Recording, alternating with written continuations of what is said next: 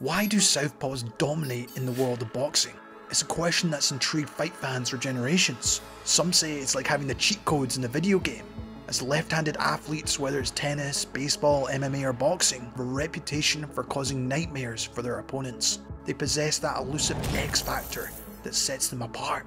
Today, we're delving deep into the intriguing world of southpaw domination in boxing, from the legendary champions of the past to the current contenders and champions making waves in the sport. We're going to uncover the secrets that give the southpaws that extra edge in the squared circle, along with how to even fight them. So let's explore what makes these fighters so unique and why they've left their mark in history and will continue to do so.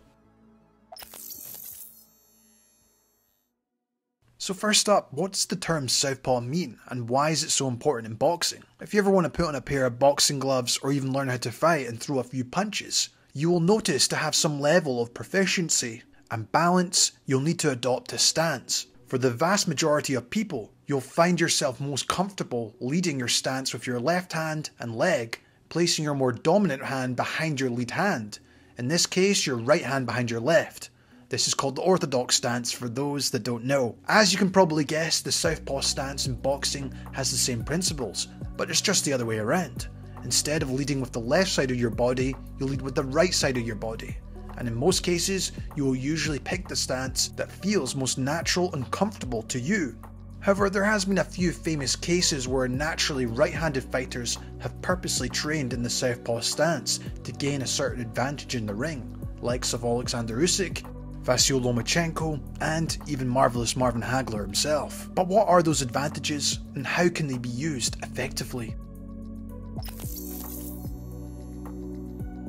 Apart from the technical aspects of the sport, the most obvious problem if you come across a southpaw fighter is quite simply, you probably wouldn't have had much experience in facing many southpaws. For example, if you go down to the boxing gym, in most cases, there's only a few you can actually practice with. So sometimes you're very limited in the experience in facing southpaw fighters.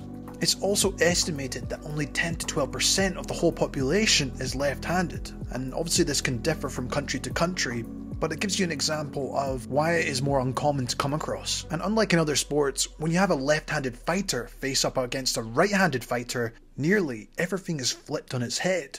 From the way you change direction, when attacking and defending, to the area where you place your lead foot, and even down to the selection of shots you choose to throw. For orthodox fighters, it's a different story. The angles of attack can sometimes be relatively more narrow or closed. Plus, orthodox fighters employ a standard guard more effectively against each other, and using the higher guard to protect against most punches. These fighters often tend to move out to their left so they can throw out the jab, but they may also defensively slip to their right to avoid opponents' jabs, and time to time even move to their right to get out of distance and reset themselves, or when looking to cut off the ring, which are all traditional movements from orthodox fighters. However, when a southpaw enters the picture, it's a different story. For example, when facing a southpaw and circling to your right side if you're an orthodox fighter, it leads directly into the southpaw's left hand, which is usually his most dangerous punch, because of this very reason. So once again, it's another problem to overcome, and a habit that orthodox fighters have to consciously change in order to nullify the southpaw's advantage in the ring. But if you think about it, the orthodox fighter can do exactly what the southpaw is doing, but in a lot of cases they just haven't trained or fought against them enough. So that is why you see a lot of orthodox fighters make mistakes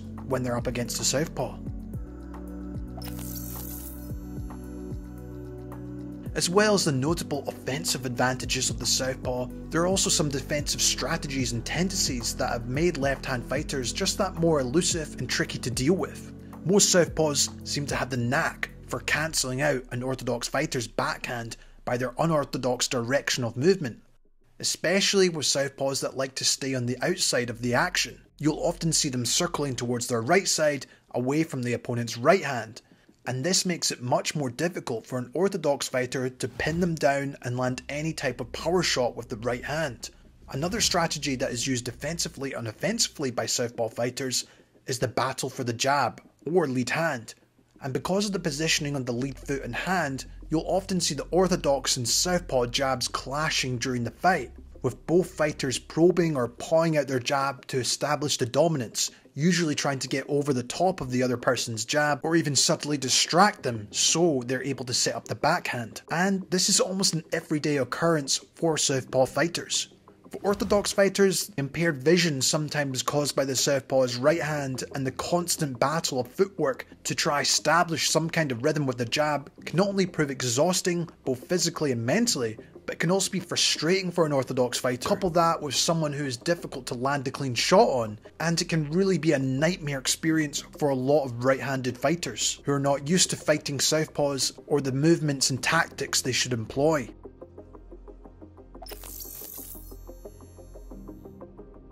As mentioned previously, the success of left-handed athletes isn't only unique in boxing, nor has it only been prevalent in recent times. The advantage of the left-hander can be traced back centuries ago, even as far back as gladiators who fought in the Colosseum. In Roman society, those who were left-handed were often considered unlucky or untrustworthy. However, left-handed gladiators were considered to be more special than those that were right-handed. During the battles, the left-handed participants were considered to be a notable part of the show, as they would use varied weapons and have a more exotic fighting style. But even if you're a skeptic in historical data, there's been recent scientific studies that reaffirm the point that left-handed athletes have certain advantages over right-handed athletes. Researchers studied the data on the careers of 10,000 professional boxers and mixed martial artists.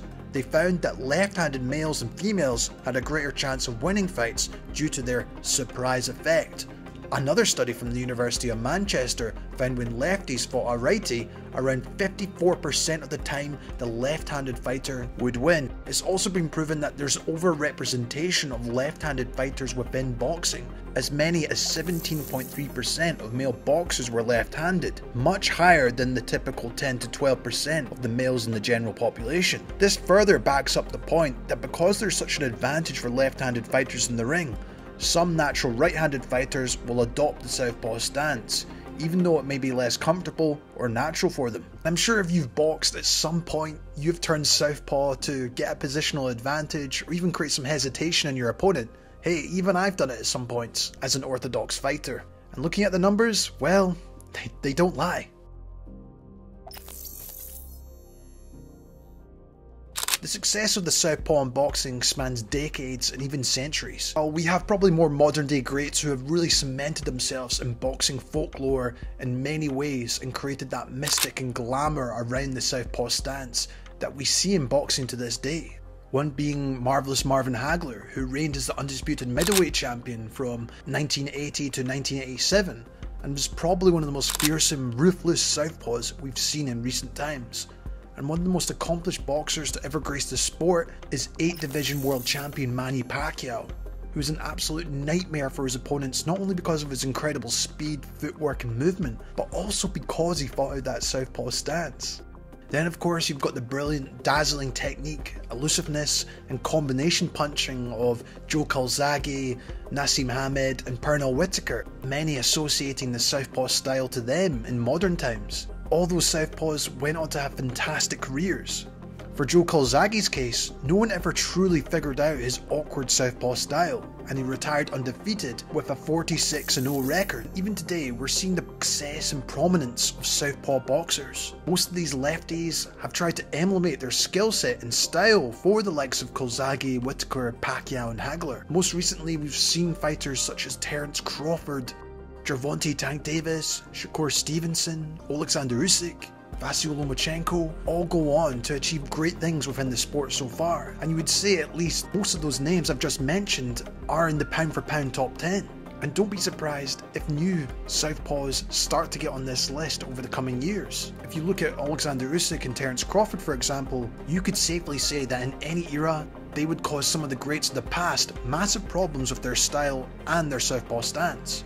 And as of when this video was made, Usyk, Crawford, Tank Davis, Shakur Stevenson and Vasyl Lomachenko all have a combined record of 126 victories and only 3 defeats, with 4 of those fighters still undefeated since I've made this video. And although these fighters are great in their own right in terms of their ability and skill, it's undeniable that the advantages of the southpaw stance still hold great reverence within boxing today.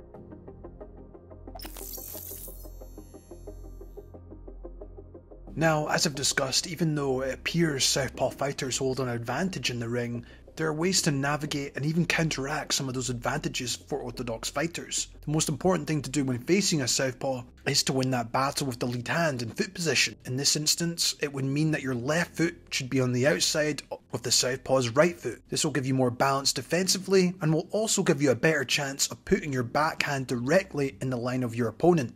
You'll often see the feet of orthodox and southpaw fighters get tangled up or overlapping at times, as each fighter usually wants to get that outside position, as it's extremely important to do your best to win that outside foot position so you can set up your right hand down the middle. If you do manage to secure the outside position, then it opens up many opportunities for your main asset, the right hand. But the key here is not just about the foot position, but also about varying your punches to both head and body, setting traps, and not being too predictable with your attacks. However, sometimes you may find yourself on the inside of the right foot during a fight, giving a direct attack down the centre line. And although this isn't ideal, you can still try things like pivoting anti-clockwise, getting out of range, or going on the attack to throw a short sharp left hook on the inside. One of my favourite fights to watch from an orthodox versus southpaw perspective was Ward versus Chad Dawson, and he did a tremendous job in nullifying the southpaw in Dawson, while also setting up his attacks effectively. Another fighter I recommend you study if you're an orthodox fighter trying to get the upper hand over a southpaw is Alexis Arguello, and for me, he's one of the best orthodox fighters to study against facing southpaws, as he defeated all 7 during his career. And that goes for southpaws too, to watch how an orthodox fighter can take advantage of you in those situations. And for those that are thinking of fighting in a southpaw stance, I recommend reading Bruce Lee's Jeet Kune Do, as this was even something Bruce Lee identified in his philosophy. He of course was a southpaw and a right-hander, but he also believed the strong side helped in quicker, unpredictable and more powerful attacks. While it plays into the hands of that centre line theory, where the concept of the centre line is an imaginary line running down the middle of the body, and Lee believed that controlling the centre line maximised offence and defence. This stance would allow you to protect your own centre line while attacking your opponents, for example with the left straight down the middle. Not to mention if your left hand is weaker. You really need to think about the technique when throwing a straight cross from that position, and sometimes making this much more devastating than if it was with your right hand. But overall, it just puts your opponent in an uncomfortable position, especially if they're not used to fighting a southpaw. And even southpaws themselves can be unsure when facing each other, as we saw Errol Spence struggle against Terence Crawford. Being able to fight in this stance gives you more adaptability in adapting to the opponent in front of you, whether that be a specific style, a strength, or weakness.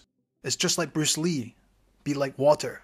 But I'd like to stress, even though Bruce Lee fought out of a southpaw stance, you should always do that suits you individually, not just because you've seen your favourite boxer do it. But it's still great to know these principles and even practicing these in your training so you can understand how to handle it. Of course there are ways and techniques of dealing with southpaw fighters, but the fact remains most orthodox fighters dread facing southpaws, and 9 out of 10 times for a good reason also. They're difficult to deal with, and they will usually be more comfortable facing off against you than you will against them. Unless you're one of those guys that loves facing southpaws. But there's always just been something special about southpaws in various different styles we've seen over the years, whether that be their defensive mastery, to their natural attacking advantages, counter-punching, or ring IQ. Facing anyone who's a lefty has been a problem throughout history, and it seems no easier today. From champions like Marvin Hagler and Manny Pacquiao to the likes of Terence Crawford and Alexander Usyk and even Tank Davis today, the left-handed fighters have enjoyed a rich legacy within the squared circle, and their dominance can be directly attributed by not just the stance itself, but the often talented nature of these individuals, historical influence from past fighters and philosophies, even having the advantage of training against orthodox fighters all the time. And I'm sure the southpaw legacy will continue. I'd love to hear your thoughts in the comments. Are you a southpaw, and do you find yourself getting more success against orthodox fighters? Or are you an orthodox fighter that gets success? I'd love to know. Make sure to let me know your favourite southpaw fighter, past or present. I'd also love to know. This has been Jamie from Boxing Life. Thank you so much for watching, guys, and as always, I'll see you in the next one.